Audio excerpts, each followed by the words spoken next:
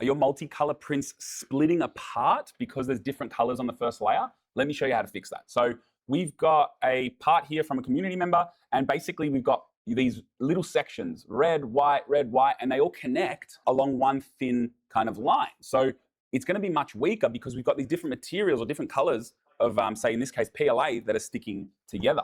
So effectively what we've got, if I go to Bambu Slicer and I go preview, if I look underneath my part, I've got two colors, and this connection is going to be quite weak. So what we end up having to do is we're going to make one solid color on the back here, and it's really easy to do. Go back to the Prepare tab, and I've got to decide which color I want on the back. So in this case, I want the white on the back because then the black's going to hide that, and then I'm not going to see any of the black through the white on top here. So I'm going to put the white on top here. So I'm going to go color painting, going to go to the fill tool and hit edge detect.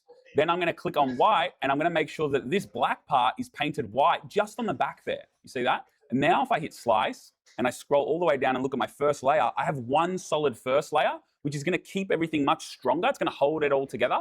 And then when it builds up, then it can start to separate the color. That's how you make multicolor parts, especially thin multicolor parts, stronger.